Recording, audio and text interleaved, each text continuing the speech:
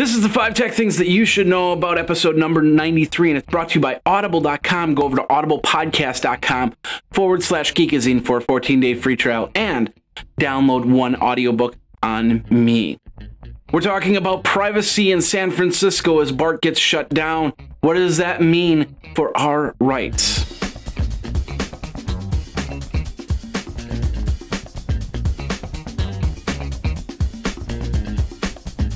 Welcome to the 5 tech things that you should know about. My name is Jeffrey Powers. It's for you weekend warriors in tech that don't want too much information overload. Let's get into your 5 tech things that you should know about for this week. Google Motorola Droid. Yes, it's a long name, it's a big thing, but it's also been the big news of the week, and everybody keeps talking about it because there's a lot of this and that and the other thing that has to be merged into here, there, and everywhere. In all reality, Motorola has been a big supporter of the Android operating system and open source alliance. They just decided, hey, you know, maybe it's time to kind of give up the Motorola area, the mobility area, and move it over. Motorola is still going to be around. You're still going to have Motorola regular phones, and you're going to have Motorola this and that and the other thing. Just that the mobility area, from the StarTAC to the Razr to the Droid, is all going to go over to Google now and be part of the Android system. Whether it's going to be having a name change or not, we don't know just yet. Google is saying we're keeping everything separate. It's still going to be Motorola Mobility. It's just that we own $40 a share, or 51% controlling stock of Motorola Mobility. Pretty interesting stuff, and we'll see what happens when the next version of Motorola Droids come out, or any other device, that tablet or a smartphone or other mobile device comes out. Should be pretty interesting. There's a lot of back and forth. It still hasn't been totally approved, although Google has announced that they're going to work their best to get it approved as quick as possible. Now, in the meantime, the head of the marketing of Motorola Mobility has decided, well, this is not for me, and he's leaving. Doesn't mean anything. It just means that he doesn't see a place in this new structure for him where he can be suited best. So he's going to try and go somewhere else. That's as simple as that. If you've ever had a job that is like that, you understand how that works. So don't read into it too much. It just means that it's just not something that he feels that he's the best fit for. Time to move on. We'll see what happens down the road. We'll see what happens with Google and if Motorola becomes Googleoid or whatever.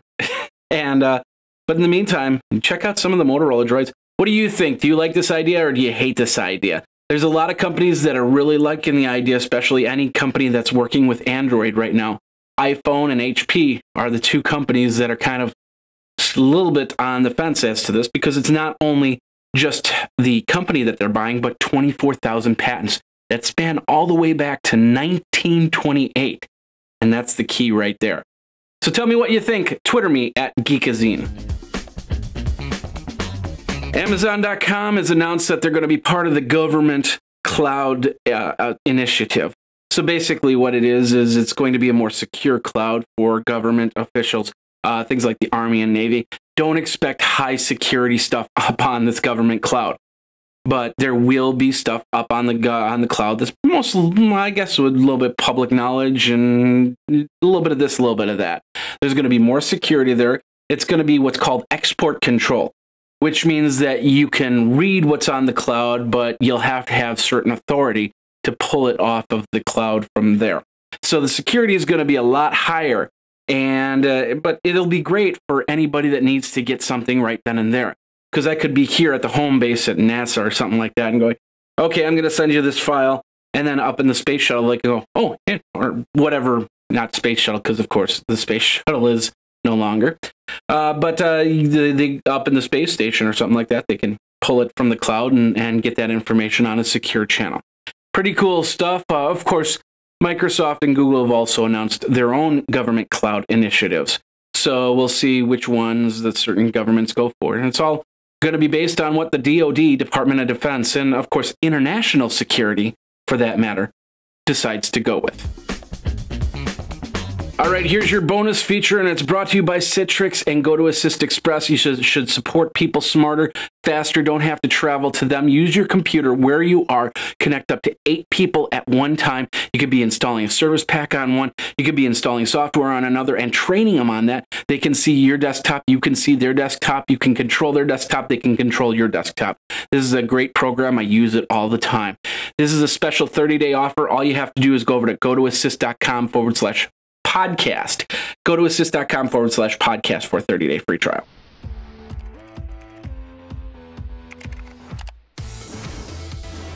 YouTube has launched the YouTube Music channel. Just happened this morning. Of course, they have a very limited list, a very not really choosable list, unless you really like Rebecca Black or will.i.am. But, you know, that's a start to what they're going to be doing, and that is the YouTube Music. And a lot of new artists that will start to really appear in there from YouTube fame.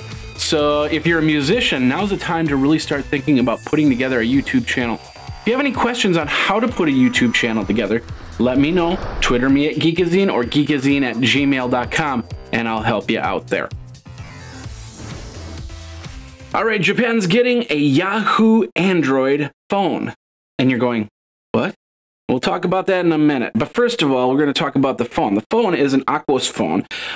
It basically has Android 2.3 as the operating system, 4-inch LCD, 8-megabit CMOS camera, not a dual camera, just a front-facing camera, IEE 802.11 Wi-Fi, the micro SD-HC slot, digital TV tuner, which is pretty interesting there, an e-wallet function, infrared communications, and a lot more. Now, what's interesting about this is you're saying to yourself, wait a minute, it's Yahoo. Yahoo Search was bought by Microsoft, and they're going on a Google phone. Well, not necessarily. Basically, this is Yahoo Japan. This isn't Yahoo United States. United States Yahoo is search engine has been taken over by Microsoft and Bing, which happened about a year ago. Japan has its own search algorithms, and it has its own search division, which, as far as I know, is still part of Yahoo. So with this deal is not changing, or it's not causing any conflict of interest. It's not using Bing's search engine. It's using Yahoo's Japanese native search engine that they put together in Japan. So that's why we have a phone here, and that's why it sounds so conflictive, because these are two separate companies. Just like Blockbuster is a separate company in the United States versus Europe, where Blockbuster is starting to fail here in the United States. In Europe, it's actually doing pretty good. At least last time I heard it's doing pretty good. So in this case, there's no conflict here, and Yahoo gets a phone powered by Google Android. Go figure. And now, ladies and gentlemen, boys and girls, children of all ages, it's the 5 things that I learned this week, and it's brought to you by Stitcher. Remember, go over to stitcher.com/geek. Enter in your email address, download the mobile app for your iPhone, your Android, your BlackBerry, your WebOS, your iPad. Remember that. And of course, you get a chance to win $100. All you have to do is put in your email address and download the mobile application. Good luck from Stitcher. Go over to stitcher.com/geek to do so. Number 5, Microsoft confirms there's a Windows 8 application store. As much of a Windows fan that I really am, I'm concerned that Microsoft is finding themselves behind the pack. They need to stop circling the wagon train and get some spaceships. Number 4, Burt Reynolds is under foreclosure in his Florida home. The Smokey and the Bandit star hasn't paid his mortgage since last year. He was in mortgage since he got a divorce with Lonnie Anderson in 1994. So if you have a room to rent, let him know, but he definitely needs the garage to park his Trans Am. Number 3, the moon may be 200 years younger than what scientists believe, which means that the Earth can officially complain that it doesn't get the moon's music. Number 2, Facebook and Yahoo announced the 6 Degree Project. They want to determine to find out how many degrees of separation you are between Kevin Bacon or other people. All I can tell you is that I am 1 degree from Emo Phillips, Judy Tenuta, Dave Matthews, Blues Traveler, Green Day, Counting Crows, Dokken, Vince Neil, Weird Al Yankovic, Ed Begley Jr., Anthony Edwards, Andy Dick, Drew Carey, before his weight loss, Michael Dell, Steve Wozniak, Tom Wopat, and many others. I don't know Kevin Bacon, but I'm pretty sure I'm 2 degrees to him. And the number one thing that I learned this week, a Sex and the City prequel? Better yet, on the CW. How's that going to work? You know, I'll tell you, the reason that men like me watched the show was because of Tim Cattrall, who bared all during the show. Now what reason do we have to watch it? I would say not. And those are the 5 things that I learned this week. All right, some interesting news coming out of TechCrunch and GigaOM. First of all, we're going to go over to TechCrunch. TechCrunch is talking about Lenovo. And Lenovo, they just came out with their quarter 1 statistics, and they said that they've doubled what they've normally do, which basically puts them into the top 5 PC group with Dell, Asus, HP, and Acer. Their quarterly sales soared 15% year to year in the United States, $5.9 billion, while the net income even ballooned from $54.9 billion to $108.8 million. $54.9 million to $108.8 million, that is. It's pretty interesting, but what's more interesting is what Apple has done, and that basically is Apple has trumped Lenovo in China for sales. Now, this is over on GigaOM. They're saying that sales is for Apple is $3.8 billion versus Lenovo's $2.8 billion. Pretty interesting stuff. So Lenovo is really starting. Of course, Lenovo used to be IBM until IBM sold their laptops and desktops to Lenovo.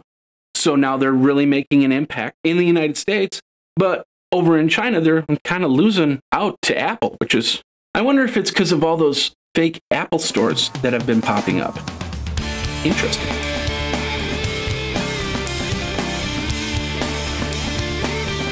Of course, reading is essential in this world, and I don't do enough of it, so I listen to audiobooks, and that's why I go over to audible.com to listen to all the cool books. What I like to do is I like to listen to the book and read the book at the same time. It keeps my attention focused on the book. So I'm really happy about this, and I'm glad to be a part of Audible sponsorship. Thanks a lot for Audible for sponsoring the 5 tech things that you should know about. You should go over to audiblepodcast.com/geekazine. audiblepodcast.com/geekazine. Why? Well, you'll get a 14-day free trial of audible.com, which is a great way to listen to audiobooks on the go. And of course, you'll get a free download from me and audible.com. All you have to do is go to audiblepodcast.com/geekazine to get that 14-day free trial and free download audiobook. So go over there and check it out, and thanks again for supporting the 5 tech things you should know about. You know, I'm from Madison, Wisconsin, and back in February we had a very big political battle between Governor Scott Walker and the people. Lots of protests. We won't get into the political aspects of this thing, but we're going to be talking about technology, especially social networking on this. If you want to see the video that I created from that time, you can go back in Geekazine and do a search on that. Now, while we were down at the Capitol, while we were protesting, we were using our smart devices to report on them, whether it be go up on Facebook or go up on Twitter, taking pictures of all the signs and all the people dressed up trying to protest what was going on. If we wouldn't have had that, or if they would have shut that off for us, I think we would have had more of a protest than what we had, and maybe even more of a riot than what we had there. It was pretty peaceful. There were a couple times that things were a little bit questionable, but for the most part, it was peaceful. So imagine what happened in San Francisco when the Bay Area Rapid Transit System decided to shut down their communications so you couldn't get and talk about different things. It was during a protest, and they decided to shut it down before the protest happened. A lot of people are wondering, well, is this legal? Is this against our amendments? Anonymous thinks so. Of course, Anonymous has been in the news for the last couple of weeks. They've been talking about different things, and they decided, hey, let's call them out on this. Should they have been able to turn off that system so quick? They didn't even know if the protest was going to be peaceful or not peaceful. They just decided to shut it down. The FCC is looking into it, and of course, the FCC has to look into everything. Anytime that a area in the United States gets blocked, the FCC has to look into it and see if it was something that was legal or illegal. They could face fines up to $11,000 per count, and if there's like hundreds of counts or thousands of counts, they could be seeing a pretty hefty fine. Now, the real question is, Should they have done that or shouldn't they have done that? Do they get the opportunity to shut down something? Or should somebody else make that call? Kind of like you call the governor and the governor makes the call, okay, shut it down. This protest is getting out of hand. Protests should have to start to begin with. From what I understand, this happened before the protest started. There's other states that are putting in laws that's saying that they can turn off certain things. They can deny you access to Facebook and Twitter, which is also another violation of our amendment rights. So I ask you the question again, does government get the opportunity to say you can't post on Facebook, you can't post on Twitter, you can't post on Google+, you can't text people, you can't call people? I think we need to look at this and we need to see this system, and somebody needs to make, a group needs to make a decision. And it should never be the one person in one city thinking that just because there's a protest that they get the opportunity to turn off the whole system. Even though that they have the rights and they pay the bills, they should still get some approval before they turn around and just turn things off. That's my personal opinion. Of course, I'm not in that action, so I can't really tell you too much about it as to what the protest was about.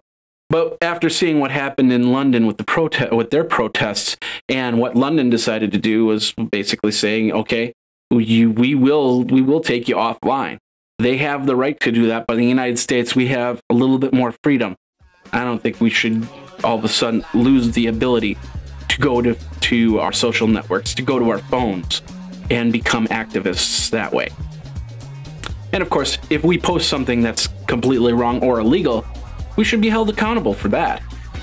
But not as a group. They shouldn't turn it off for the group. Not at all.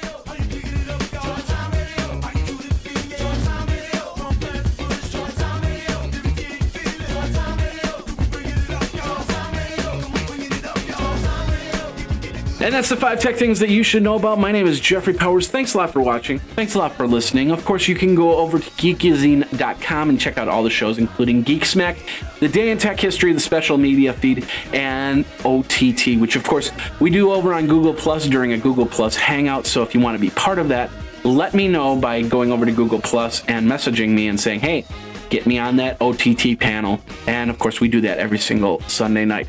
Got a question or comment? Twitter me over at Geekazine or email me at geekazine@gmail.com. We will be back next week with another 5 tech things that you should know about. And until then, take care.